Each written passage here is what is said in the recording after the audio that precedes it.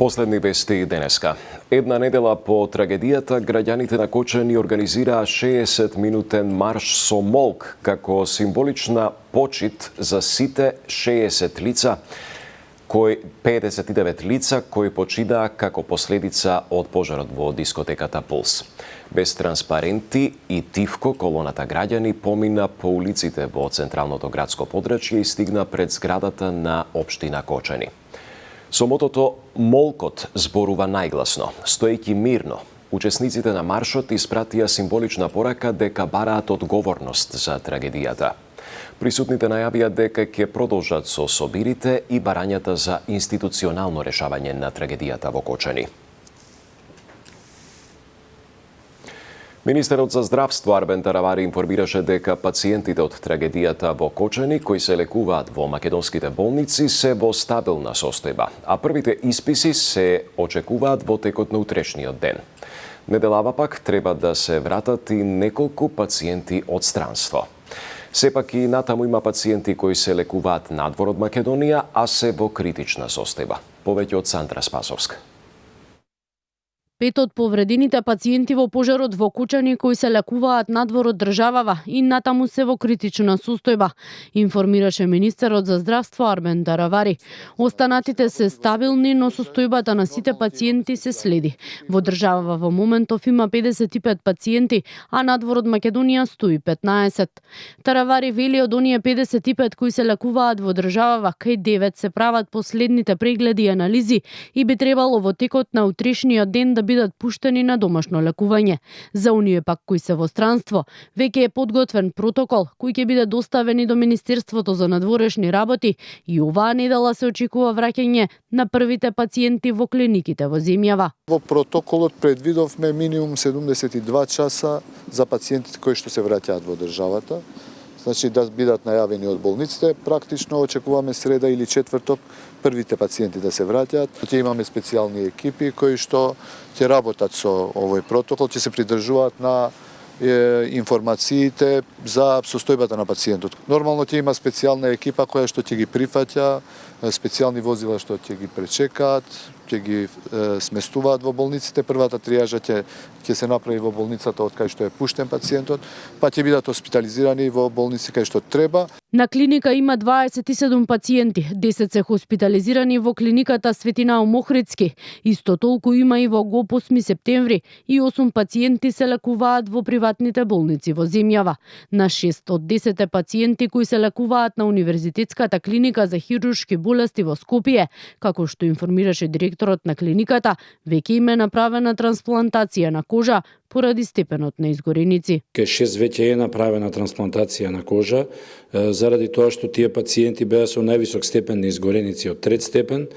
Кај останатите пациенти продолжуваат редовните преврски и веќе во наредната недела, според овие планови кои што ги имаме за сега, иако морам да повторам дека ситуацијата е многу флуидна, може да се смени од час во час, се планираат првите испусти, односно првите испишувања дома во текот на следната недела.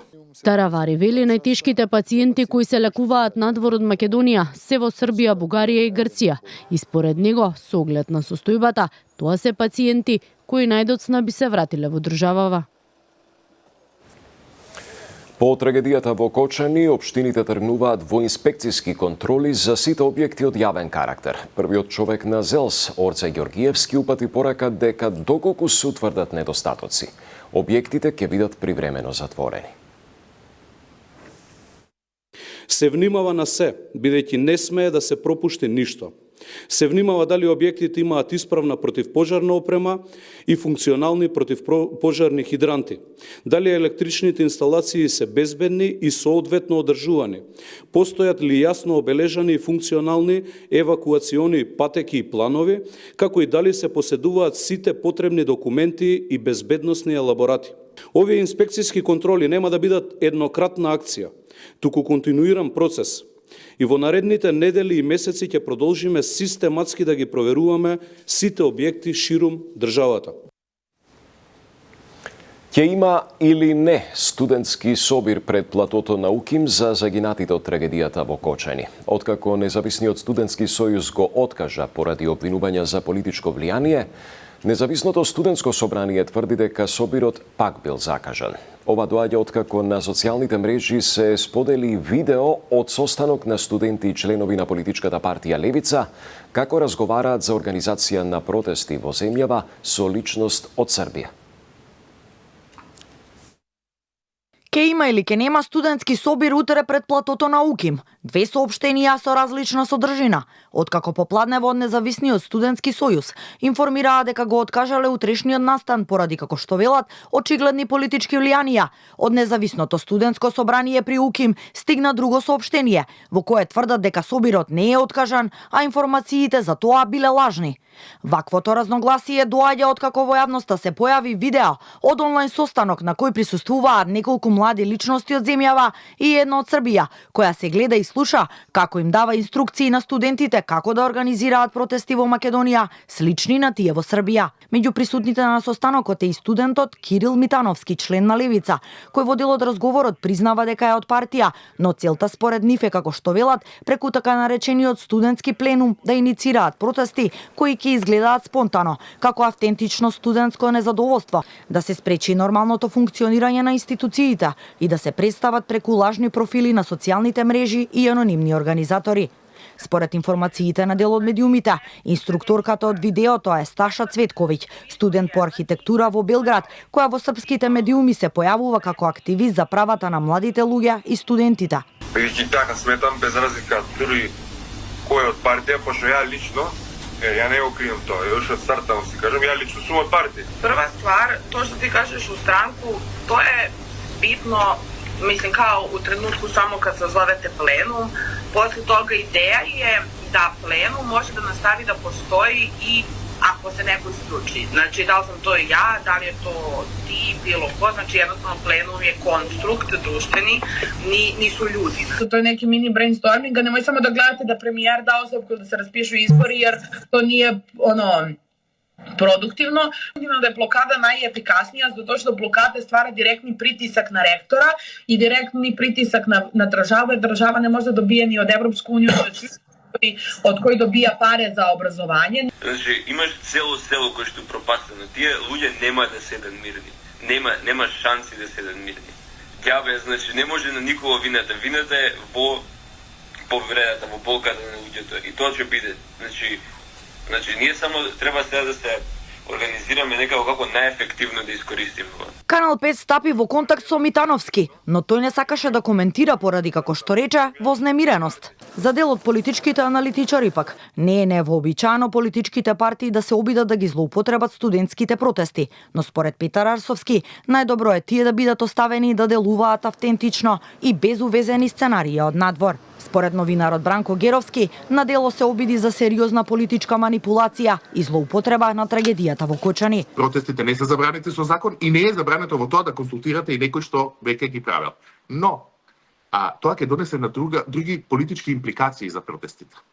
Прашањето ќе се постави дали студентските протести се автентични, автохтони или се увезени од околината, од Србија или од некои други центри на моќ. И автентичните протестанти на тоа ќе се побунат што веќе се случува. Поентата на овие манипулации е да се дезавуира, да се прескокне, да се игнорира власта, да се игнорираат институциите, да се игнорира системот кој постои, од кој сите се разбира не сме задоволни. Поентата е да се предизвика дифузен револт, дифузен протест, без артикулирани барања, евентуално со лажни барања. Секоја македонската јавност да покаже зрелост во овој момент, бидејќи прво Македонија не е што е и Србија во овој момент, има огромни разлики. Од иницијативата која следен пак, попладнево организираат мирен собир за оддавање почит на жртвите од пожарот во Кочани. Тие демантираат било каква поврзаност со видеоснимките и ги осудуваат, како што велат, сите обиди за партизација на нивната граѓанска иницијатива. Не би сакале да се дозволи попречување на истрагата од различни мрежи преку повици за дестабилизација и различни сценарија и како било да наштетат на овој процес, изјави портпаролката на владата Марија Митева во контекст на истрагата за трагедијата во Кочани. Апелираме да не се шпекулира со невистини, манипулативни наративи и во ниеден случај не сакаме да се злоупотребува трагичната несреќа во Кочани, затоа што нашата заложба се потврди со дела и акции. Има опсежна истрага во која се опфатени и приведени 34 лица. И таа се уште не е завршена. Мора да дозволиме органите на прогонот да си ја завршат истрагата, темелно и правично. Не би сакале да се дозволи попречување од различни мрежи, преку повици за дестабилизација и различни сценарија и било како да наштетат на овој процес. А од политичката партија Левица велат дека го следат развојот на настаните и повторно изразуваат поддршка за самоорганизирање на студентите. Во ова осетливо време, власта избира да се пресметува со опозицијата за да избегне одговорност. Левица остро го осудува ова однесување на властите, кои без ронка срам сакаат да го демонизираат гневот и болката на младите кон системот кој ни одзеде толку блиски луѓе и сограѓани, давајќи му партиски контекст. Партиите на системот кои учествуваа во неговото креирање да не морализираат, велат од партијата. Тоа беше се. Благодарам за вниманието.